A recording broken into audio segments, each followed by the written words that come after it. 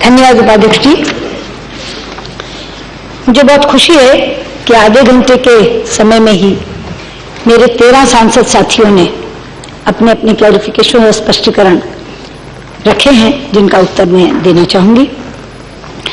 बहुत बुनियादी सवाल स्वागतदार ने उठाया क्लैरिफिकेशन शुरू करते हुए कि 9 तारीख की रात को मैं यहाँ आ गई थी, मैं 5 दिन तक क्यों स्टेटमेंट लेकर नहीं आई यहाँ। मैं रिकॉर्ड स्टेट करना चाहूंगी उपाध्यक्ष जी, मैं 9 तारीख रात को 12 बजे पहुंची थी और मैंने 10 तारीख को आकर के कहा कि मैं 11 तारीख को स्टेटमेंट देना चाहती हूँ। शुक्रवार को स्टेटमेंट के लिए मैं नोटिस देने आई थी, लेकिन राज्यसभा की बीएससी हुई और उसमें उन्होंने ये कहा कि हमारे यहाँ क्लैरिफिकेशंस का प्रावधान है और हम सेम डे क्लैरिफिकेशन चाहते हैं, और उस दिन क्योंकि आधा दिन ही होता है और 11 से 12 वहाँ 0 आवर होता है, 12 से 1 वहाँ क्वेश्चन आवर होता है। उसके बाद उन्होंने कहा कि बाद में हाफ डे होता है, प्राइवेट मेंबर शुरू हो जाता है, तो हम चाहेंगे कि एक्सटर्नल अफेयर्स मिनिस्टर सोमवार को स्टेटमेंट दें। ये एक मिनट मेरे लिए दोनों सदन बराबर का महत्व रखते हैं। कोई लोकसभा कमजोर है या राज्यसभा ऊपर है या राज्यसभा ऊपर है लोकसभा नीचे, ऐसा नहीं। ये बात वहां कही गई और मुझसे स्पेशली सचिवालय ने ये कहा कि आप सोमवार को स्टेटमेंट दीजिए। जब सोमवार की बात आई तो ये कहा गया कि हमारे यहाँ क्योंकि 11 बजे ही 0 आवर शुरू हो जाता है, आप 11 बजे ही स्टेटमेंट दे दीजिए। अब 11 बजे स्टेटमेंट और उसके बाद क्लैरिफिकेशन होना है तो मैं यहाँ 2 बजे ही आ सकती थी, इसीलिए मैंने यहाँ के लिए फिर 2 बजे का समय रखा। तो ये बिल्कुल नहीं है कि मैं छिपाना चाहती थी, मैं तो 10 तारीख को स्टेटमेंट तैयार कर चुकी थी, 11 तारीख को नोटिस देने आई थी और 11 तारीख को वो नोटिस मैं देना चाहती थी यहाँ और चाहती थी कि शुक्रवार को ये मामला निबट जाए दोनों सदनों में। लेकिन मुझे जब ये कहा गया कि आप सोमवार को दीजिए, तब मैंने सोमवार को दिया। इसमें कुछ छिपाने लायक नहीं था जिसके लिए मैं स्वयं और 3 दिन मांगती। दूसरी बात उन्होंने कही कि इस बीच में क्या बदला। ग्राउंड पर कुछ नहीं बदला, लेकिन हाँ सितंबर से ही मैं कह रही हूँ, लेकिन सितंबर में जब ये तय हुआ था कि उफा के बाद के एमएसएस की मीटिंग होगी, वो मीटिंग नहीं हो पाई। क्यों नहीं हो पाई वो भी आप जानते हैं, वो मीटिंग नहीं हो पाई। और चूंकि हम लोग ये कहते थे कि terror and talks can't go together, तो उफा में ये तय हुआ था कि let us first address the terror. अगर terror and talks can't go together तो आइए पहले आतंकवाद पर ही बात करें, और आतंकवाद पर कौन बात करे, तो आतंकवाद पर एमएस से बात करें। लेकिन वो मीटिंग जो यहाँ दिल्ली में होनी थी वो नहीं हो पाई, इसलिए ये बात आगे बढ़ी। तो पेरिस में दोबारा मिले, तब उन्होंने कहा कि उफा में जो सहमति बनी वो आगे नहीं बढ़ पाई, तो क्या अब दोबारा बातचीत का माहौल बनाओ। कैसे बनाओ कि वो एमएसए लेवल टॉक्स पड़ी हैं, अभी वो होनी जरूरी है। तब ये हुआ कि एमएसए लेवल टॉक्स पहले हो जाए। अगर 9 तारीख को मुझे जाना तो 6 तारीख को टॉक्स हो जाए। तो इसलिए ग्राउंड पर कुछ नहीं बदला, लेकिन जो चीज तय हुई थी कि पहले एमएसए लेवल टॉक्स होंगी, उसके बाद डायलॉग की बात होगी, वो एमएसए लेवल टॉक्स मेरे इस्लामाबाद जाने से 2 दिन पहले हुई, इसलिए हमारी बातचीत बाद में इस्लामाबाद में हुई है। दूसरी बात, तीसरा आपने कहा कि मैंने कहा कि जम्मू कश्मीर पर भी चर्चा हुई, जम्मू कश्मीर पर चर्चा करने की क्या जरूरत थी, वो तो हमारा अटूट अंग है। तो मैं बता दूं कि आप एक साथ सेंटेंस को पढ़िए। सेंटेंस क्या है?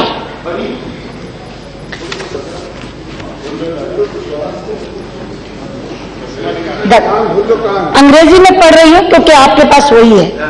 The meeting was held in Bangkok. Discussions between the two MSAs in that meeting were held in a candid, cordial and constructive atmosphere.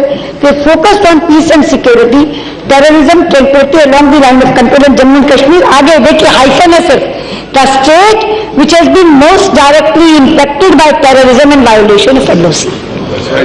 उपाध्यक्ष जी, जम्मू कश्मीर के आतंकवाद पर बात हुई, जम्मू कश्मीर में एलओसी के वायोलेशन पर बात हुई, और क्यों हुई ये भी बता दूं, क्योंकि बात एमएसए लेवल की थी। एमएसए लेवल में कभी मैंडेट ये नहीं था कि आप जम्मू कश्मीर के पॉलिटिकल स्टेटस पर बात कर सकते हैं। अगर आप उफा का स्टेटमेंट पढ़ें तो उसमें बहुत साफ है, MSS will talk on all issues related to terrorism. अब चूंकि टेररिज्म से सबसे ज्यादा प्रभावित राज्य जम्मू कश्मीर है, इसलिए जम्मू कश्मीर के आतंकवाद पर भी चर्चा हुई कि पॉलिटिकल स्टेटस पर चर्चा नहीं हुई। तो आपके 3 सवाल थे, तीनों का जवाब मैंने दे दिया। केसी वेणुगोपाल जी ने बात को थोड़ा डिफरेंट करके कहा। वेणुगोपाल का काम है। वेणुगोपाल ने ये पूछा वेणुगोपाल जी ने कहा कि क्या मैं बाकी नेबरिंग कंट्रीज में भी जाऊंगी, मैं उनकी चिंता समझती हूँ, क्योंकि श्रीलंकन तमिल्स के बारे में और हमारे लोग जो श्रीलंकन नेवी द्वारा फिशरमैन जो गिरफ्तार कर लिए जाते हैं उनके बारे में उनकी चिंता है। लेकिन मैंने इसमें ही लिखा है, इसमें मैंने लिखा है कि केवल पाकिस्तान में हमारे पूरे क्षेत्रीय सहयोग के लिए मैं बात करूंगी, और केवल उसके लिए हम बात नहीं करेंगे। श्रीलंका में स्वयं गई, श्रीलंका के विदेश मंत्री बनने के 1 हफ्ते के भीतर भारत आए, उनके राष्ट्रपति आए और उसके बाद हमारे प्रधानमंत्री गए। और मैं आपको विश्वास दिलाना चाहती हूं कि हर तरह की बातचीत में, हर स्तर की बातचीत में हमने दोनों मुद्दे, श्रीलंकन तमिल्स का हित और हमारे फिशरमैन जो हमारे मछुआरे पकड़े जाते हैं उनके बारे में बात की। तो मैं बिल्कुल विजिट करूंगी, और मेरा तो जेसीएम में भी श्रीलंका से तैयार पड़ा है, उसके लिए मैं श्रीलंका जाऊंगी। तो आप बिल्कुल निश्चिंत रहें कि श्रीलंका के साथ भी हम अपने हितों की बात करेंगे। तीसरे वक्ता हमारे भर्तृहरि मेहताब थे। मैं 2 बातों का जवाब देना चाहूंगी जो उन्होंने कही। एक तो उन्होंने कहा कि जैसे मीडिया कह रहा फ्लिप फ्लॉप, भर्तृहरि जी मैं कहना चाहती हूं कि फ्लिप फ्लॉप का मतलब अगर ये है कि बातचीत शुरू होती है, रुक जाती है, फिर शुरू होती है, फिर रुक जाती है, तो ये सही व्याख्या नहीं है, क्योंकि बातचीत का शुरू होना, रुकना या फिर शुरू होना ये कूटनीति का हिस्सा है, और इसलिए ये डायलॉग बहुत बार चला है और बहुत बार रुका है। आपने कहा कि मुंबई के बाद से ये रुका पड़ा था, ये मुंबई के बाद से रुका नहीं पड़ा था। मुंबई 2008 में हुआ था, उसके बाद 2010 में थिम्पू में हमारे तत्कालीन प्रधानमंत्री डॉक्टर मनमोहन सिंह और उनके प्रधानमंत्री के बीच मीटिंग हुई थी, और वहां ये डायलॉग फिर से शुरू हो गया था, और तब इसका नाम था रिज्यूम्ड डायलॉग। तो ये तब से रुका नहीं पड़ा था, ये 2011 में आके रुका, जब सरबजीत सिंह की हत्या पाकिस्तान जेल में हुई और सलाउद्दीन की हत्या भारत की जेल में हुई। तो इसलिए ये फ्लिप फ्लॉप नहीं है, ये कूटनीति का एक हिस्सा है, इसलिए हम इसे फ्लिप फ्लॉप ना कहें। और जहां तक आपका ये कहना है कि आपने बधाई दी मुझे एक चीज की खुशी है कि सारी की सारी बात में तो वैसी जैसे भाइयों ने थोड़ा सा राइडर लगा दिया, क्लमजी क्लाइम डाउन कहके, लेकिन ओवरऑल सबने इसका स्वागत किया है, इसके लिए मैं बहुत ज्यादा हूं। लेकिन ये फ्लिप फ्लॉप नहीं है भर्तृहरि जी, ये मैं आपसे कहना चाहूंगी। मोहम्मद सलीम जी ने भी स्वागत किया, बल्कि उन्होंने तो सीधे सीधे कहा कि मैं स्वागत करता हूं। लेकिन आपका एक प्रश्न आया, मैं वो प्रश्न ले रही हूं जो दोहराए नहीं गए, कि बैंकॉक में हुआ थर्ड पार्टी कंट्री हो गया। बैंकॉक अगर थर्ड पार्टी कंट्री हो गया तो फिर उफा में जो बात हुई तो रूस भी पार्टी हो गया, पेरिस में बात हुई तो फ्रांस भी पार्टी हो गया, न्यूयॉर्क में ये बात होने वाली थी तो अमेरिका भी पार्टी। मैं कहना चाह रही हूं, यहां तो साइडलाइंस भी नहीं थी, मैं कहना चाह रही हूं आपसे कि थर्ड पार्टी तब होता है जब 2 देशों के अलावा कोई तीसरा देश बात में बैठता है। Third country party, 1 minute Salim साहब, थर्ड कंट्री पार्टिसिपेशन ये देखकर होगा कि बातचीत में कौन कौन बैठा, ये देखकर नहीं होगा बातचीत कहां हुई। बातचीत तो कहीं ना कहीं पृथ्वी पर होगी, केवल दिल्ली और इस्लामाबाद में नहीं। मैंने जिससे कहा थिम्पू में, देखिए थिम्पू डायलॉग की शुरुआत की बात थिम्पू में हुई तो भूटान पार्टी हो गया, एक बार हवाना में हुई मुशर्रफ साहब के साथ तो क्यूबा पार्टी हो गया। इसलिए मेरा यह कहना है कि थर्ड पार्टी कंट्री का पार्टिसिपेशन ये देखकर माना जाएगा कि क्या वो देश को हम लोगों ने मध्यस्थता स्वीकार करके बातचीत में बैठाया, कौन बैठा इस पर थर्ड कंट्री आएगा, कहां हुई बातचीत इस पर थर्ड कंट्री नहीं आएगा। इसलिए ये कहना कि बैंकॉक में बातचीत हुई तो थर्ड कंट्री आया, और ये जो आपने कहा ना कि तुरंत ऊंचाई आ गई, ये इसीलिए आ गई कि मीडिया हाइप हो ही नहीं पाया। दिल्ली और इस्लामाबाद में जब यात्रा बातचीत होती है तो कितना हाइप आता है, लेकिन बातचीत बैंकॉक में हुई और कोई मीडिया से छिपकर नहीं हुई। हम लोगों ने कहा, उसके बाद भी स्टेटमेंट निकला कि बातचीत बहुत अच्छे वातावरण में हुई, तो गुपचुप कुछ नहीं हुआ। लेकिन महज बैंकॉक में हो जाने के कारण वो थर्ड पार्टी कंट्री बन गया, ऐसा नहीं है। तो इसलिए मैं आपसे कहना चाहती हूं कि ये कह देना कि बैंकॉक में बात हुई इसलिए थर्ड कंट्री आ गया, ये नहीं है। और बाकी जो आपका कहना है कि एक आश्वासन दो कि अनइंटरप्टेबल डायलॉग होगा, ऐसा कभी होता नहीं है। हम लोग ये चाहेंगे कि जो सबोटियर्स जिनकी आपने चर्चा की, जो रोकना चाहते हैं डायलॉग को किसी न किसी तरह से, उनसे प्रवोक ना हो और डायलॉग से ही रास्ता निकलेगा, और इसलिए इस डायलॉग से रास्ता निकालें, यही हमारा मत इसमें रहेगा। चंदूमाजरा जी ने बात की और आपने हमसे पूछा कि क्या आपने इस पर बात की है कि समुद्र के रास्ते से व्यापार हो, क्या आपने इस पर बात की है कि हमारे जो गुरुद्वारे हैं उनकी सेवा हो। एक एक बात वहां अलग अलग नहीं हुई चंदूमाजरा जी, लेकिन मुझे बहुत खुशी है आपको ये बताते हुए कि हम लोगों ने जो पिलर स्टॉक्स के बनाए, जो पुराने कॉम्पोजिट डायलॉग में भी चले आ रहे हैं, उसमें हमने नए सिरे से रिलीजियस टूरिज्म डाला है। और रिलीजियस टूरिज्म डालने का मतलब है जो गुरुद्वारों की सेवाएं हैं वो भी, हम उसमें कटासराज की बात भी करते हैं, हम उनके यहाँ आने पर अजमेर शरीफ साहब और निजामुद्दीन औलिया आने की भी बात करते हैं। तो रिलीजियस टूरिज्म में ये बात आएगी। और इसी के साथ मैं महबूबा का जवाब दे दूं कि आपने भी पूछा कि क्या ये बात हुई कि वाघा अटारी बॉर्डर पर बात हमारा व्यापार बढ़ेगा। ये जो पिलर्स है उसमें ट्रेड एंड ट्रांजिट एक बहुत बड़ा पिलर है, और ट्रेड एंड ट्रांजिट में दोनों चीजें आएंगी, वाघा अटारी बॉर्डर भी आएगा, कनेक्टिविटी भी आएगी, वो सारी की सारी चीजें इसमें आएंगी। तो जो पिलर्स हमारे हैं, जिसमें ओवैसी जी ने तो 4-5 पिलर्स गिना दिए, मैं कहना चाहूंगी ओवैसी साहब, इसमें सर्क्रीक भी है, इसमें सियाचिन भी है, इसमें वुल्लार ब्राज भी है, इसमें बुलबुल नेविगेशन प्रोजेक्ट भी है। तो ये सारी की सारी बातें जितनी आपने पूछी वो सारी की सारी इसमें है।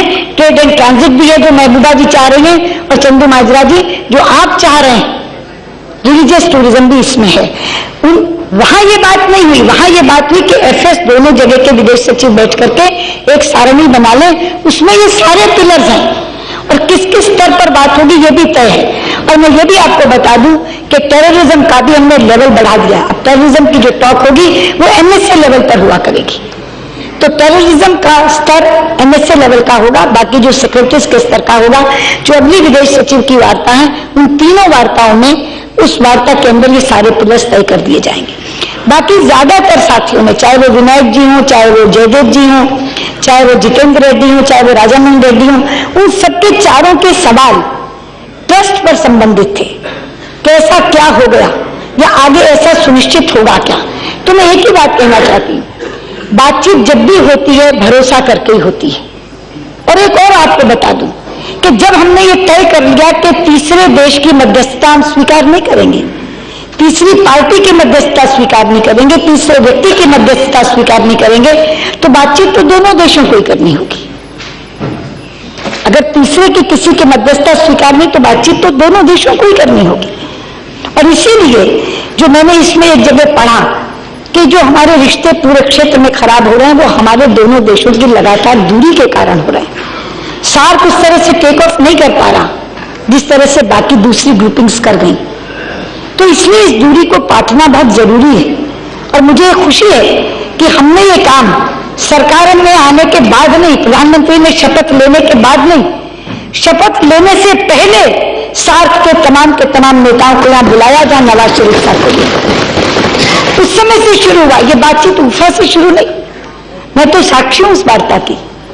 26 मई को हमारा शपथ ग्रहण समारोह हुआ जिसमें नवाज साहब आए, सारे नेता। एक बांग्लादेश का रिप्रेजेंटेशन स्पीकर के लेवल पे हुआ क्योंकि उनकी प्रेसिडेंट, उनकी प्राइम मिनिस्टर उस समय जापान गई हुई थी, वो नहीं आ सकी थी। बाकी सबके लोग आए, नवाज साहब भी आए।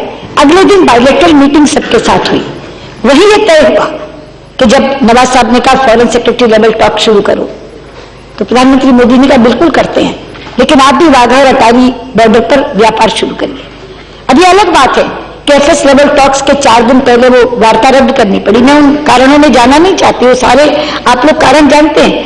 लेकिन जिस समय अभी वो पीएम डेजिग्नेट थे, हमारी पार्टी ने और एनडीए ने मिलकर उनको नेता चुना था, अभी उन्होंने शपथ नहीं ली थी। ये संबंध सुधारने का काम उन्होंने तब से शुरू कर दिया था और सारे सार्क नेताओं को निमंत्रण दिया था।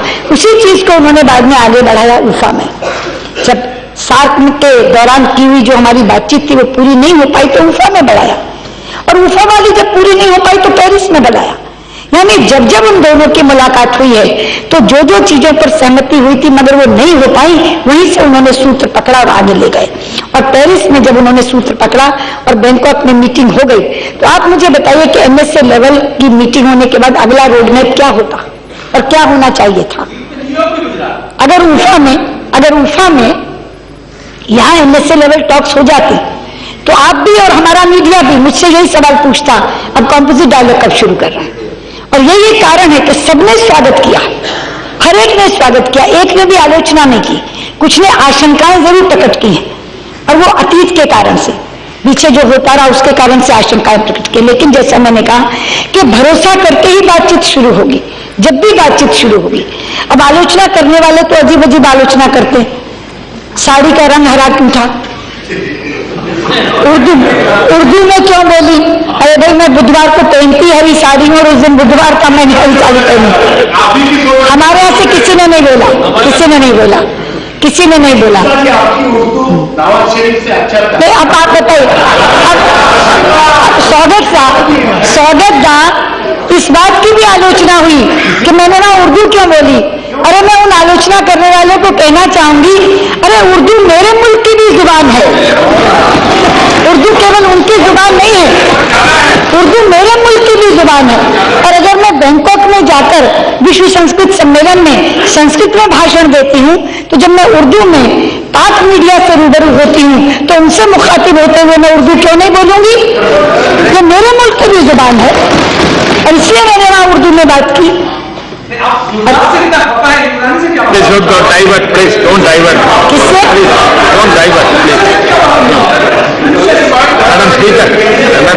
किससे क्या बात हुई? मरियम के साथ क्या बात हुई? वहां तो मेरी केवल मरियम तो उनकी बेटी, उनकी वालिदा से भी बात हुई, वो भी थी। मैं 4 पीढ़ियों से मिली नवाज साहब के वहां, 4 पीढ़ियों से। नवाज साहब की वालिदा यानी उनकी मदर, उनकी पत्नी, उनकी बेटी और बेटियों के भी आगे, बेटी की भी आगे 2 बेटियां, 4 पीढ़ियों से एक साथ मिली। क्योंकि फॉरेन पॉलिसी में ये चीजें अहमियत रखती हैं, महत्व रखती हैं। तो इसलिए मैं आपसे ये कहना चाहती हूं कि एक बहुत अच्छे माहौल में ये बातचीत शुरू हुई है और भारत और पाकिस्तान के बीच अगर संबंध अच्छे होते हैं तो फिर पूरे क्षेत्र में भी शांति बढ़ने की बात आगे आती है और शांति प्रक्रिया आगे बढ़ेगी। और मुझे लगता है कि जो मैंने कहा था अंत में कि सदन का समर्थन मुझे हासिल होगा, मुझे खुशी है इस बात की कि इस आधे घंटे की चर्चा ने ये पुष्ट कर दिया कि पूरे सदन का समर्थन इस इनिशिएटिव को मिल रहा है, इस पहल को मिल रहा है। इसके लिए मैं आप सबका शुक्रिया भी अदा करती हूँ, आभार भी व्यक्त करती हूँ। And I thank you.